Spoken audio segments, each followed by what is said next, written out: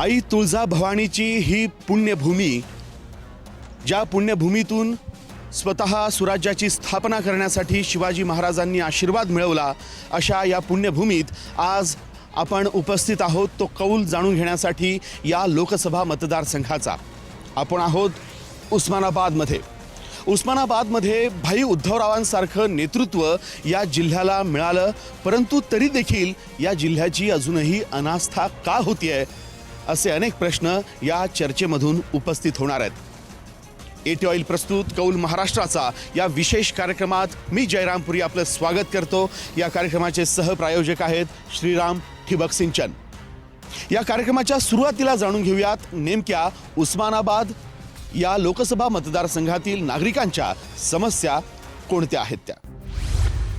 उस्मानाबाद लोकसभा मतदारसंघाचा कौल कोणाकडे? शिवसेनेसमोर राष्ट्रवादीचं कडवं आव्हान। शेतकऱ्यांच्या प्रश्नांना न्याय कधी? सोयाबीनचं मोठ्या प्रमाणात उत्पादन घेणारा जिल्हा म्हणून उस्मानाबाद जिल्ह्याची ओळख आहे। हा मतदारसंघ तसा जुना, तशी इथली राजकीय समीकरणंही जुनीच। या जिल्ह्यावर राष्ट्रवादीचं वर्चस्व असून राष्ट्रवादीचे पद्मसिंह पाटील यांची एक हाती पकड या जिल्ह्यावर आहे। मात्र 2014च्या मोदी लाटेत शिवसेनेच्या रवी गायकवाड यांनी उस्मानाबादचा गड ताब्यात घेतला।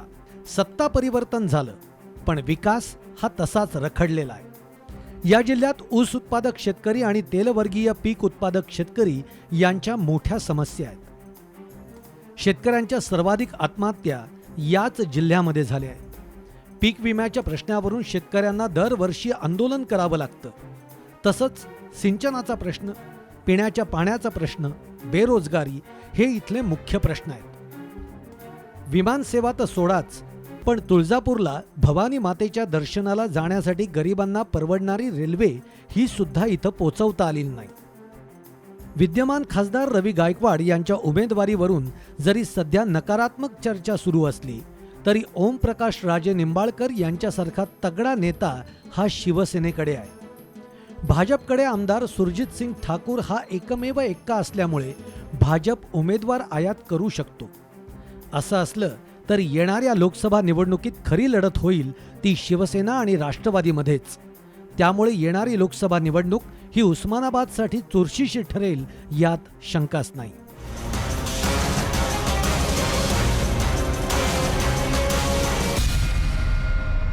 पद्मसिंह पाटलांच्या रूपात ज्या जिल्ह्याला नेतृत्व मिळालं, कॅबिनेट मंत्रीपद मिळालं, तरीही या जिल्ह्यामध्ये महिलांच्या समस्या अजूनही डोकं वर काढून आहेत। शेतकरी हवालदिल आहेत, तर सर्वसामान्य नागरिक हा पाण्यासाठी त्याला अजूनही झगडावं लागतंय। शेतकऱ्यांचे प्रश्नही तिथंच आहेत, तर बेरोजगारी मोठ्या प्रमाणात वाढली आहे। उद्योग इथं येत नाहीयेत। या सगळ्या परिस्थितीला नेमके जबाबदार कोण आहे? उस्मानाबादच्या विकासाला खीळ नेमकी कोणी घातली? या सगळ्या बाबतीत चर्चा करणार आहोत। आणि या चर्चेची सुरुवात करत असताना या चर्चेमध्ये उपस्थित प्रमुख पाहुण्यांची ओळख मी सुरुवातीला करून देतो। ॲडव्होकेट प्रवीण यादव आपल्यासोबत असतील, राष्ट्रवादी युवक काँग्रेसचे नेते, त्याचबरोबर राजलक्ष्मी गायकवाड आपल्यासोबत असतील। आपलंही स्वागत करतो। काँग्रेस महिला आघाडीच्या नेत्या आहेत। त्याचबरोबर सूरज साळुंखे उपनगराध्यक्ष आहेत, युवा सेनाचे जिल्हा प्रमुखही आहेत। याचबरोबर किरण खपळे आपल्यासोबत आहेत, तुळजापूरहून या ठिकाणी आले शेकापचे नेते, आपलंही स्वागत करतो। बाळासाहेब धस आहेत, शेकापचे आणखी एक नेते, आपलंही स्वागत करतो। बाळासाहेब दादा कांबळे मनसेचे नेतेही या चर्चेमध्ये सहभागी झालेत, आपलंही स्वागत करतो।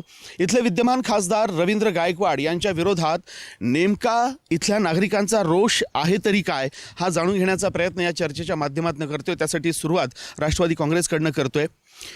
कुठल्या बाबतीत खासदारांनी विकास कामं केलेली नाही आहेत, ज्यामुळे इथली जनता अजूनही हैराण आहे? याच्यामध्ये पूर्वी डॉक्टर पद्मसिंह पाटील साहेब ज्यावेळेस खासदार होते, त्यांनी या जिल्ह्यामध्ये सिंचनाचं एवढ्या मोठ्या प्रमाणात काम केलेलं होतं की या जिल्ह्यामध्ये एकही प्रमुख नदी दुसऱ्या जिल्ह्यातून येत नाही।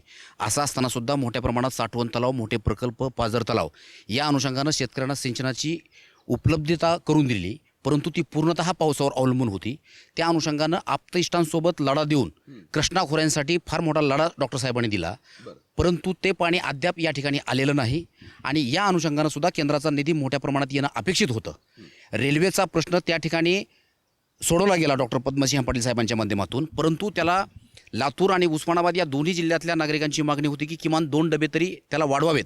तेवढी सुद्धा क्षुल्लक मागणी विद्यमान खासदारांच्या वतीनं पूर्ण झालेली नाही. शेतकऱ्यांच्या हमीभावाचा एकही प्रश्न संसदेमध्ये विद्यमान खासदारांनी मांडलेला नाही आणि त्याचा परिणाम म्हणून आज शेतकऱ्यांना त्यांच्या मालाला भाव मिळत नाही. लहान मोठे त्यांनी बंधारे केले, तुटपुंज समाधान केलं, याला माझा विरोध नाही. पण पाटबंधारे खात्याचे ते 35 वर्ष मालक असताना हा भाग उंटाच्या पाठीसारखा राहिला, हे मोठे दुर्भाग्य आहे. त्याची दुसरी बाजू अशी आहे की मराठवाड्यामधून जाणारी एकच मोठं खोर आहे, ती म्हणजे गोदावरी खोर आहे. त्याच्यावर खाली एक डॅम बांधला होता पैठणला. त्या पैठणच्या वरी डॅम पश्चिम महाराष्ट्रातल्या लोकांनी 7 डॅम बांधले. 7 डॅम बांधित असताना पाटबंधारे खात्याचं नाहरकत लागलं का नाही हो? नक्की नाहरकत लागलं असेल. त्यावेळेस ह्या जिल्ह्याचा विचार न करता, मराठवाड्याचा विचार न करता त्यांनी काही पश्चिम महाराष्ट्राला गेलं. अजून तुमच्याकडे येईन तुमच्याकडे अजून थोडक्यात. युवा सरपंच म्हणून काय सांगता येईल, कुठल्या समस्यांना सामोरं जावं लागतंय, तू स्वतः काय बघितलेलं आहे? मी एक स्वतः शेतकरी आहे. माझ्या गावाचं नाव दुधाळवाडी आहे. तर माझ्या गावात पूर्णतः दूध आहे, तरी सुद्धा आज पाण्याची बाटली तुमची 20 रुपयाला आहे आणि माझं दूध जर 15-17 रुपये लिटर जात असेल तर ही कुठला विकास म्हणायचं? की राज्यातला सर्वात मागास जिल्हा आणि देशातला 3ऱ्या क्रमांकाचा मागास जिल्हा, अत्यंत लाजिरवाणी ओळख इतक्या वर्षानंतर स्वातंत्र्याच्या आजही आपली असावी.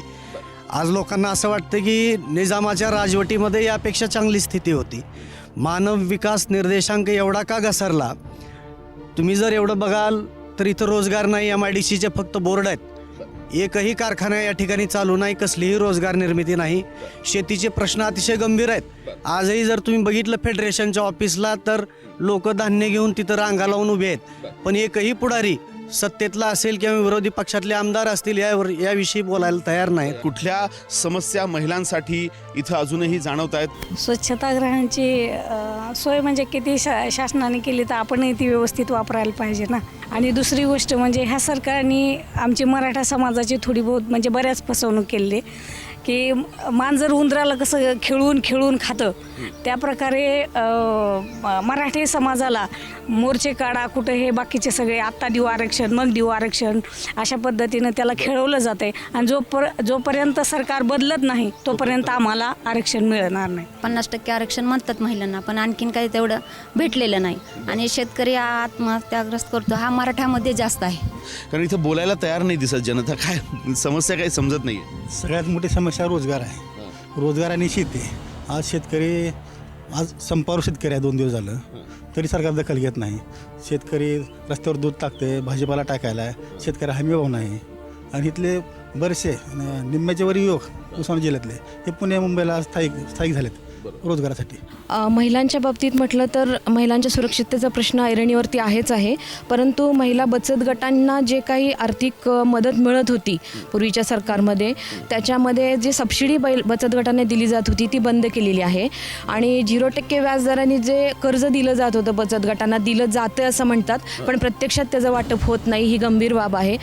उस्मानाबाद जिल्ह्यापुरतं बोलायचं झालं तर उस्मानाबाद जिल्ह्यातल्या महिला बचत गटांना जो THRचा प्रोग्राम दिला होता त्यांचं काम अतिशय व्यवस्थित असताना सुद्धा त्यांना पुढचं टेंडर दिलं जात नाही. फार मोठा प्रश्न आहे हा. ज्या THR बनवायला जे वस्तू लागायच्या ते महाराष्ट्रामध्ये व्हायचं, पण आता तसं न करता हे सरकार आल्यामुळं हा उद्योग कोठ्यावाला म्हणजे राजस्थानचा आहे तो त्याला दिला गेला आहे आणि महाराष्ट्रातले पूर्ण जिल्हे त्याला दिले आहेत. म्हणजे सगळ्या महिलांचं काढून ते एकाच्या घशामध्ये कोंबलं आहे. खरं तर महिलांना आर्थिकदृष्ट्या सबळ करण्याची गरज होती, परंतु ते सबलीकरण होताना दिसत नाहीये. या ठिकाणी या सगळ्या गोष्टींना जबाबदार मी भाजपला समजतो, भाजपला ठरवतो.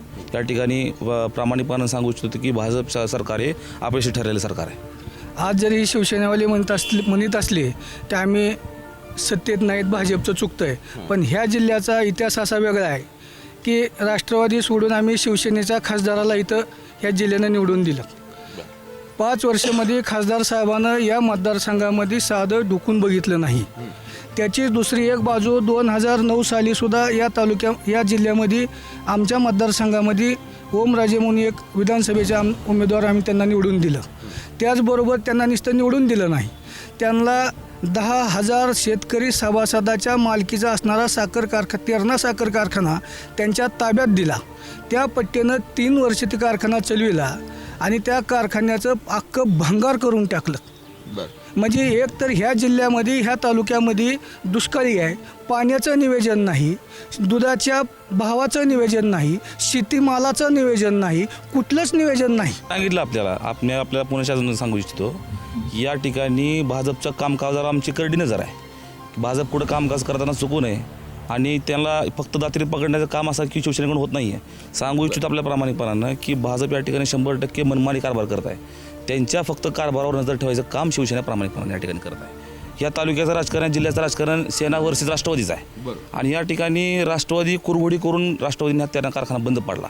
त्या ठिकाणी कर्मचाऱ्यांना बळजबरीने संपावर पाडण्याचं काम या ठिकाणी राष्ट्रवादीने केलं. हे जे म्हणतायत की भाजपवर आमची करडी नजर आहे, हे चुकीचं आहे. इथल्या ज्या समस्या आहेत, उद्योगाच्या समस्या असतील, उद्योग मंत्री केंद्रामध्येही शिवसेनेचे आहेत आणि या ठिकाणी मग दुधाचा प्रश्न मांडला.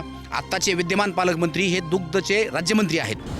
याच्या अगोदर या ठिकाणी उस्मानाबाद जिल्ह्यामध्ये आरोग्याचा आणि शासकीय रुग्णालयाचाही फार मोठा प्रश्न आहे आणि डॉक्टर दीपक सावंत हे शिवसेनेचेच कॅबिनेट मंत्री आहेत आरोग्याचे. त्याच्यामुळे त्यांना कदापिही त्यांची जबाबदारी ढकलता येणार नाही भाजपवरती आणि त्यांनी त्यांची जबाबदारी पार पाडलेली नाही असा माझा शिवसेनेवरती आरोप आहे. माझा असा प्रश्न आहे, डॉक्टर पाटलांनी ती कारखाना खाऊन ठेवला, पण तो कारखाना शिवसेनेच्या ओमराजेच्या हातात देत असताना तो कारखाना चालू होता. 1.5-2 जवळपास 110 कोटीच्या जवळपास तिथं साखर उपलब्ध होती. असा कारखाना तुम्हाला दिला असताना ह्याने खाल्ला म्हणून तुम्ही चांगलेत म्हणून तुम्हाला दिला. तुम्ही बी त्याचं काय नीटनेटकं केलं, लावलं तुम्ही, त्याचं वाटोळच लावलं असं म्हणणं आहे. आणि त्याचबरोबर शिवसेनेचे खासदार आहेत कुठं, हाही प्रश्न उपस्थित होतो. खासदार साहेब या ठिकाणी आहेत. खासदार साहेब या ठिकाणी प्रामाणिकपणाने काम करतात. जिल्ह्याच्या प्रश्नावरती खासदार साहेब सगळ्या त्या ठिकाणी आग्रही आहेत.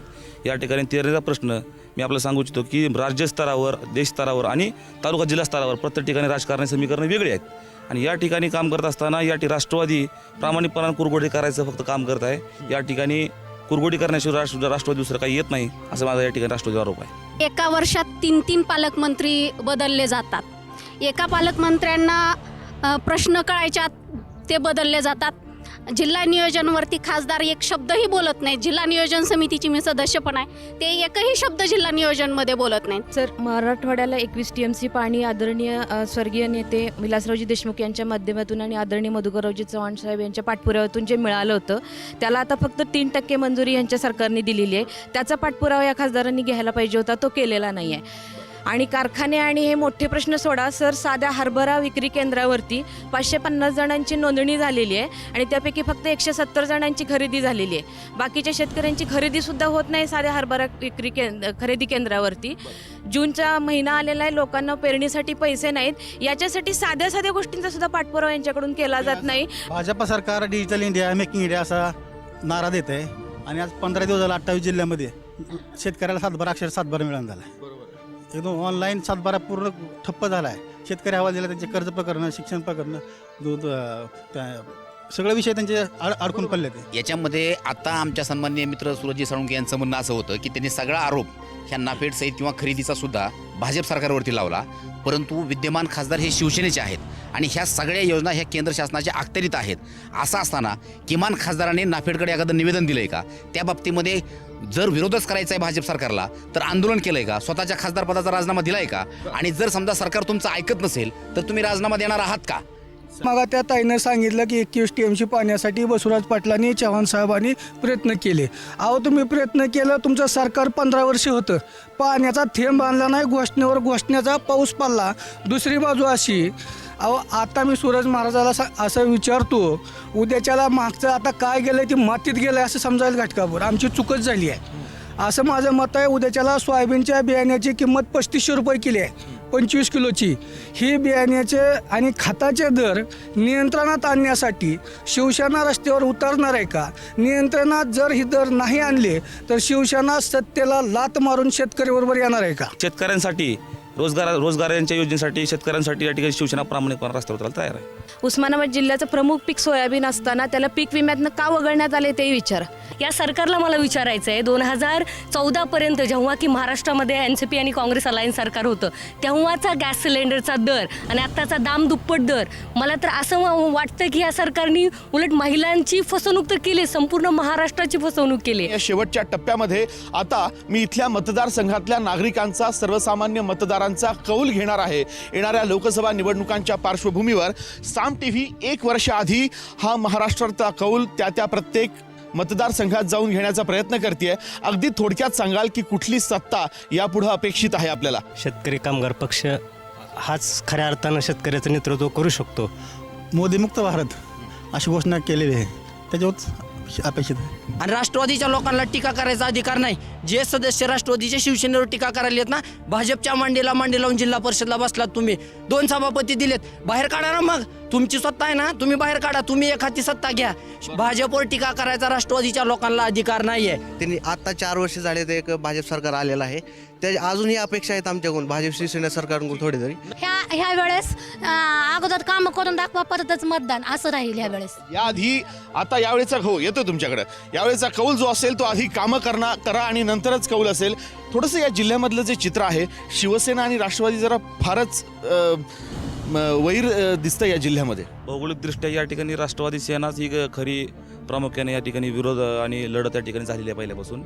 बाकीचे पक्ष नंतर आलेले आहेत आणि या ठिकाणी प्रामुख्यानं डॉक्टर पद्मसिंह पाटील साहेब या ठिकाणी या जिल्ह्याचं 35 वर्ष नेतृत्व केलं. अगदी काही या जिल्ह्याचा विकास त्यांनी फक्त स्वतःचा विकास केलेला आहे, जिल्हा भाकास केला त्यांनी, स्वतःचा विकास केला त्यांनी. अगदी थोडक्यात अपेक्षित. हा माझा आक्षेप आहे. डॉक्टर पद्मसिंह पाटील साहेबांनी या ठिकाणी नेतृत्व करत असताना या जिल्ह्यामध्ये फक्त एक साखर कारखाना होता. सिंचनाची इतकी प्रचंड व्यवस्था केली, पावसावर अवलंबून असणारे 17पेक्षा जास्त साखर कारखाने, तरी सुद्धा शेतकऱ्यांना ऊसाचा अतिरिक्त प्रश्न भेडसावतो. आणि इतकं प्रचंड काम, विजेचं जाळं मोठ्या प्रमाणात रोवलं. या जिल्ह्यामध्ये जे काही झालंय ते डॉक्टर पद्मसिंह पाटलांनी केलं. आणि शिवसेनेला 3 वेळेस खासदार, 3 आमदार, मंत्रीपदं, इतकी प्रचंड सत्ता मिळून त्यांनी एकही काम सांगावं या जिल्ह्यामध्ये केलेलं, आम्ही बक्षीस द्यायला तयार आहेत. यावर्षी शेतीमालाचा ह्याने अतिशय काटाकुपाटा काढला. 3,000-2,500 रुपयानं हरभरा विकला, 2,000 रुपयानं तुरी विकली. कौल काय असेल? कौल भाजप सेना विरोधात. थोडक्यात निश्चितपणे भाजप शिवसेनेच्या विरोधात कौल असेल आणि सर्वसामान्य जनतांना, बहुजनांना घेऊन जाणाऱ्या काँग्रेस पक्षाच्या आणि राष्ट्रवादीच्या सुद्धा बाजूनी हा जिल्हा निश्चित कौल देईल. अगदी थोडक्यात अपेक्षित. ठीक आहे, भाजप आणि शिवसेना यांना राष्ट्रवादी किंवा काँग्रेस हे नाव ठेवणार नाही, पण झालेले कामं सांगा ना तुम्ही. आज विद्यार्थ्यांच्या हे मिळाले अपेक्षित आहे. थोडक्यात फक्त कौल. काँग्रेस आणि राष्ट्रवादी जर मिळून काम केलं तरी आमच्या उस्मानाबाद जिल्ह्याचं सार्थक होईल. अगदी थोडक्यात अपेक्षित आहे कौल. आपला जिल्हा हा उस्मानाबाद जिल्हा शेतकरी आत्महत्येला पहिल्या नंबरला आलेला आहे. पण जिथे शेतकरी आत्महत्या होती तिथं काहीच करत नाहीत. प्रत्येक सरकार काय सर्वे करत राहतं, पण शेतकऱ्यांसाठी काहीच होत नाही आहे. शेतकऱ्यांच्या मालाला भाव पण मिळत नाही आहे. कौल काय असेल? शेतकऱ्यांसाठी प्रयत्न करा. शेतकऱ्यांसाठी प्रयत्न करणारे नेते हवे आहेत. अगदी थोडक्यात अपेक्षित.